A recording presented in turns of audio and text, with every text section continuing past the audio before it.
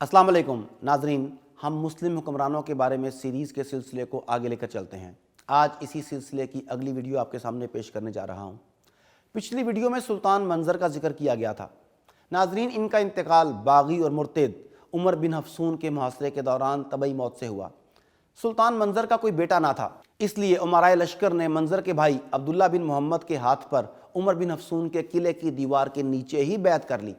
کار حکومت سنبھالنے کے بعد عبداللہ نے عمر بن حفصون کے پاس پیغام بھیجا کہ میری تم سے کوئی مخالفت ہے نہ پرخاش، اب تم اپنے قلعے میں اطمینان سے رہو، ہم کرتبہ واپس جا رہے ہیں۔ گویا ایک طرح سے سلطان عبداللہ نے اپنی تخت نشینی کے ساتھ ہی عمر بن حفصون کی ریاست اور حکومت کو بھی باقاعدہ طور پر تسلیم کر لیا۔ عمر بن حفصون نے اسے بہت غنیمت جانا۔ سلطان عبداللہ اپنے بھائی منظر کے جنازے کو لے کر کرتبہ پہنچا۔ راستے میں عرب سرداروں کی چمگوئیاں حد سے بڑھ گئیں اور سردار عبداللہ کو متہم کرنے میں یہاں تک مبالغے سے کام لیا گیا کہ کرتبہ تک پہنچتے پہنچتے تمام فوج ادھر ادھر منتشر ہو گئی۔ سلطان منظر کی میت جب کرتبہ میں داخل ہوئی تو 100 آدمیوں سے بھی کم آدمی سلطان عبداللہ کے ساتھ سلطان منظر کا جنازہ لیے اندر پہنچے۔ ایسا اس لیے ہوا تھا کہ سلطان عبداللہ بن محمد نے تخت نشین ہوتے ہی یہ کمزوری دکھائی کہ عمر بن حفصون کی حکومت تسلیم کر کے محاصرہ اٹھا لیا، حالانکہ اس کے لیے قدرتی طور پر اپنے عنوان سلطنت کو شاندار بنانے کا موقع تھا کہ وہ قلعہ کو فتح کر کے واپس ہوتا، اور عمر بن حفصون جو پہلے ہی محاصرے کی طوالت سے تنگ آ چکا تھا وہ جلد گرفتار ہو جاتا یا باہر نکلتا تو مارا جا سکتا تھا۔ لیکن شاید عبداللہ نے بھائی کی وفات کے بعد اس کی میت کو کرتبہ لانے کے لیے ایسا کیا، مگر اس نے ایک بار تو سلطنت اسلامیہ کی بنیاد ہی ہلا کر رکھ دی۔ سلطان عبداللہ کی تخت نشینی کے وقت یعنی 275 ہجری میں اندلس کی اسلامی حکومت کی حالت اس قدر کمزور ہو چکی تھی کہ خزانہ بالکل خالی تھا۔ سلطنت کی آمدن جو کسی زمانے میں 10 لاکھ دینار سالانہ تک پہنچ گئی تھی، اب 1 لاکھ دینار سالانہ سے بھی کم ہو گئی۔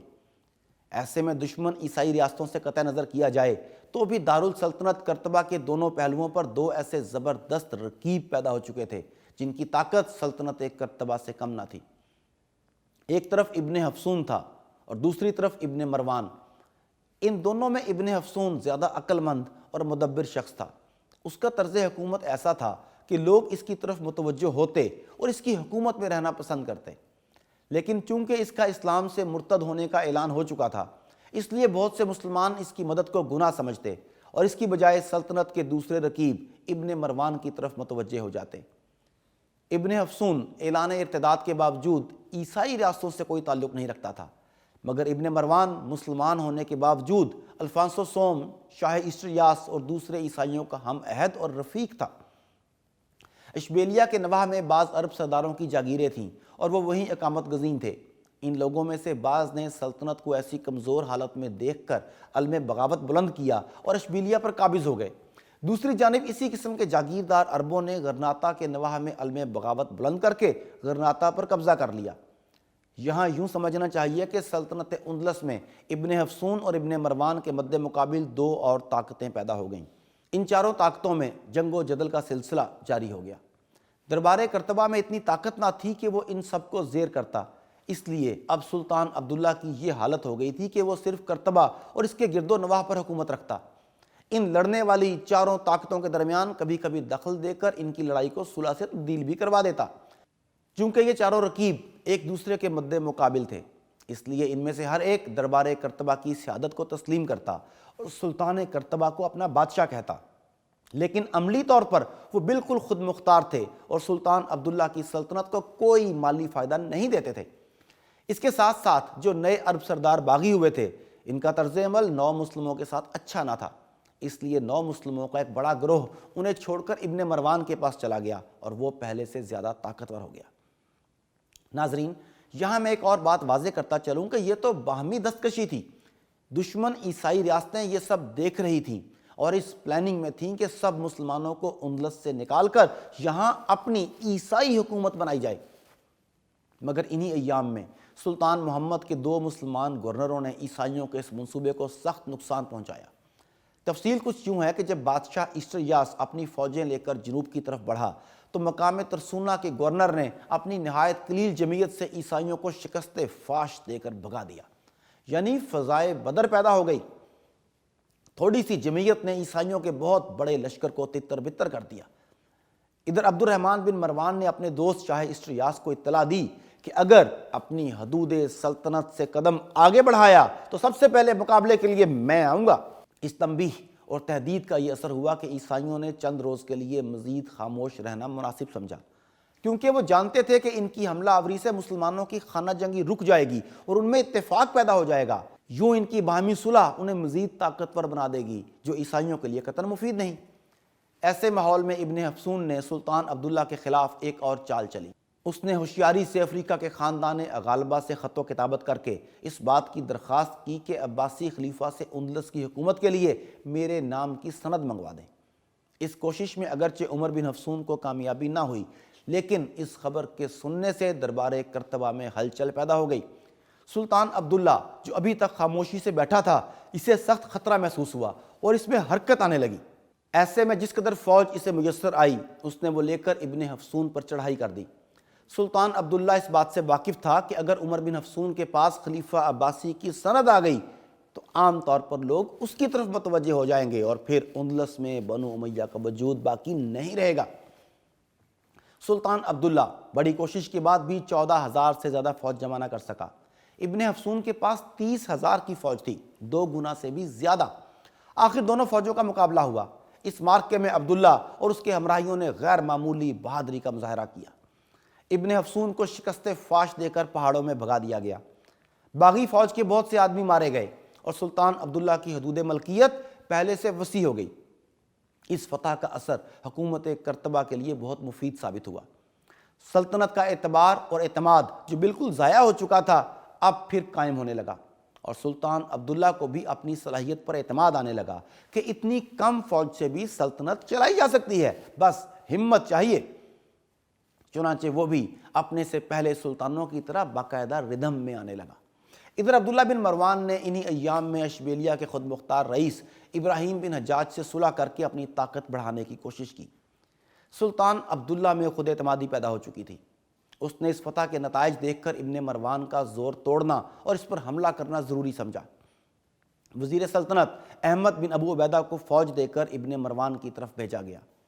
ابن مروان نے ابراہیم بن حجاج جو اشبیلیہ کا خود مختار رئیس بن چکا تھا، اسے بھی اپنی مدد کے لیے بلا لیا۔ چنانچہ ابراہیم بن حجاج بھی ابن مروان کی مدد پر تیار ہو گیا۔ دونوں نے مل کر سلطان عبداللہ کی فوج کا مقابلہ کیا، جس کا کمانڈر احمد بن ابو عبیدہ کو بنایا گیا تھا۔ اس مارکے میں بھی سلطنت کے رعب نے اپنا کام کیا اور باغیوں کو شکست ہوئی۔ اس شکست کے بعد ابراہیم بن حجاج نے اطاعت و فرما برداری کا اظہار کیا۔ سلطان عبداللہ نے اسے ہی اشبیلیہ کا گورنر مقرر کر دیا۔ اس لڑائی کا نتیجہ پہلی لڑائی سے بھی زیادہ مفید ثابت ہوا۔ سلطنت کی حدود کے ساتھ ہی سلطنت کے وقار نے بھی پہلے سے زیادہ ترقی کی۔ اس واقعے کے چند روز بعد ہی عبد الرحمن بن مروان کا انتقال ہو گیا۔ اس کے مرنے کے بعد سلطان عبداللہ کے گورنر ابراہیم بن حجاج نے اس کے ملک کا اکثر حصہ سلطنت اندلس میں شامل کر لیا۔ یوں سلطنت دوبارہ وسعت اختیار کرنے لگی۔ دوسری طرف عمر بن حفصون نے سلطان عبداللہ سے شکست کھا کر پہاڑیوں میں پناہ لے لی، مگر جب سلطان دارالسلطنت کی طرف واپس ہوا تو عمر بن حفصون نے بتدریج اپنی طاقت کو بڑھانا اور اپنی حالت کو سدھارنا شروع کیا۔ دوسری طرف بادشاہ اسٹریاس الفانسو اور اس کے بھائی میں لڑائی شروع ہو گئی۔ الفانسو نے اپنی تسکین کی خاطر سلطان عبداللہ سے خط و کتابت کر کے تجدید صلح کی کوشش کی۔ سلطان نے فوراً رضامندی ظاہر کر کر ان شرائط پر صلح کر لی کہ بادشاہ اسٹریاس اپنی موجودہ حدود سلطنت سے باہر قدم نہیں رکھے گا اور نہ ہی اسلامی فوجیں اس کی حدود میں داخل ہوں گی۔ یہ صلح الفانسو کے لیے بہت مفید تھی، کیونکہ مسلمان اس تمام ملک کو جس کے قبضے میں تھا اپنا ملک سمجھتے اور اس پر قبضہ کرنے کا دعویٰ رکھتے تھے، لیکن اب سلطان عبداللہ نے اس کی حکومت کو تسلیم کر کے اس کی اول العزمی کو تقویت پہنچا دی۔ یہ عمر بن حفصون کی حکومت کو تسلیم کر لینے کی غلطی کے بعد یہ سلطان عبداللہ کی دوسری غلطی تھی جو اس سے سرزد ہوئی۔ آئے دن کی لڑائیوں اور بغاوتوں سے رعایا تنگ آ چکی تھی۔ بد امنی کا سلسلہ بہت طویل ہو گیا تھا، لہٰذا خود بخود لوگوں کی توجہ اس طرف مائل ہوئی کہ دربار کرتبہ کے خلاف بغاوت کرنا کسی بھی طرح مفید نہیں۔ باغیوں کا ساتھ دینا اور ان کی مدد کرنا گناہ عظیم ہے۔ ناظرین، سلطان عبداللہ کے 11 بیٹے تھے، اس لیے ان کی جانشینی میں بھی سخت پیچیدگیوں اور باہمی لڑائیوں کا خدشہ تھا۔ بلکہ سلطان عبداللہ کے جانشینی کا واقعہ بھی بڑا افسوسناک ہے، میں اسے بھی آپ کے سامنے رکھ دیتا ہوں۔ سلطان عبداللہ کے دو بڑے بیٹے مطرف اور محمد زیادہ لائق اور امور سلطنت میں دلچسپی لیتے تھے، اسی وجہ سے ان دونوں میں رقابت اور عداوت بھی پیدا ہو گئی۔ سلطان عبداللہ کے باقی لائق اور قابل بیٹے ریاست اشبیلیہ میں چلے گئے، کیونکہ وہاں علماء اور باکمال لوگوں کی خوب قدردانی تھی اور انہیں سلطنت کے امور میں دلچسپی بھی نہ تھی۔ سلطان عبداللہ کے بعض اراکین دربار نے ان دونوں بھائیوں کی رکاوٹوں کو مزید بڑھاوا دینے کی خوب کوشش کی۔ مطرف کو اپنے بھائی محمد کی شکایت کا موقع مل گیا اور اس نے باپ کے کان اچھی طرح بھرنے شروع کیے۔ اس کے ہم ساز عمراء نے بھی اس کی تائید کی۔ سلطان عبداللہ اپنے بیٹے محمد کو غضبناک نگاہوں سے دیکھنے لگا، جس کی وجہ سے محمد نے مجبور ہو کر راہ فرار اختیار کی اور کرتبہ سے بھاگ کر سلطنت کے پرانے دشمن عمر بن حفصون کے پاس چلا گیا، لیکن چند روز وہاں رہ کر اپنی حرکت پر پشیمان ہو کر باپ کے پاس پیغام بھیجا کہ مجھ کو جان کی امان دی جائے تو میں حاضر خدمت ہو جاؤں۔ عبداللہ نے اس کو جان کی امان دے کر بلوا لیا۔ اب مطرف کو شکایت کرنے کا اور بھی زیادہ موقع مل گیا۔ چند روز کے بعد عبداللہ نے اپنے بیٹے محمد کو محل سرائے کے ایک حصے میں قید کر دیا۔ سلطان عبداللہ کو کسی مہم کی وجہ سے چند روز کے لیے کرتبہ سے باہر جانا پڑا۔ اپنی غیر موجودگی میں مطرف کو کرتبہ کا حاکم مقرر کر گیا۔ مطرف نے اس موقع پر اپنے بھائی محمد کو قتل کروا دیا جو محل سرائے میں قید تھا۔ سلطان عبداللہ کو محمد کے قتل کا سخت صدمہ ہوا۔ اسی وجہ سے سلطان عبداللہ محمد کے بیٹے یعنی اپنے پوتے عبد الرحمن کی بڑی محبت اور لگن سے پرورش کرنے لگا، اسے سلطنت کے اسرار و رموز سمجھانے لگا اور اسے اس حوالے سے بہت قابل بنا دیا۔ اس کے بعد 283 ہجری میں مطرف نے اختلافات کی بنیاد پر وزیر سلطنت عبد الملک بن امیہ کو قتل کر دیا۔ سلطان عبداللہ نے محمد اور عبد الملک کے قصاص میں مطرف کو قتل کروا دیا۔ یوں اس کے یہ دونوں بیٹے اب اس دنیا میں نہ رہے اور سلطان عبداللہ کی وفات کے بعد اس کا پوتا جس کی تربیت اس نے خود کی تھی سامنے آیا اور سلطنت کی باغ دوڑ اس کے ہاتھ میں آ گئی اور وہ تاریخ میں عبد الرحمن الثالث کے نام سے مشہور ہوا۔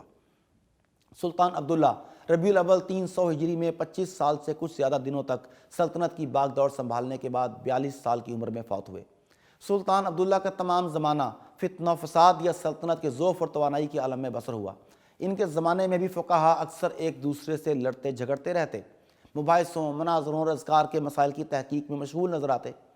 بظاہر کوئی صورت ایسی نظر نہ آتی تھی کہ مسلمانوں کا ابتدائی رعب اور جلال اور حکومت اسلامیہ کا اثر و اقتدار پھر واپس آ سکے۔ ان حالات میں سلطان عبداللہ کے بعد ان کا نوجوان پوتا عبد الرحمن بن محمد تخت نشین ہوا۔ ان کے دور میں سلطنت کو پھر سے عروج نصیب ہوا۔ ان کے کارناموں کو جاننے کے لیے ہماری اگلی ویڈیو کا انتظار کیجیے۔ تب تک کے لیے اجازت، اللہ نگہبان۔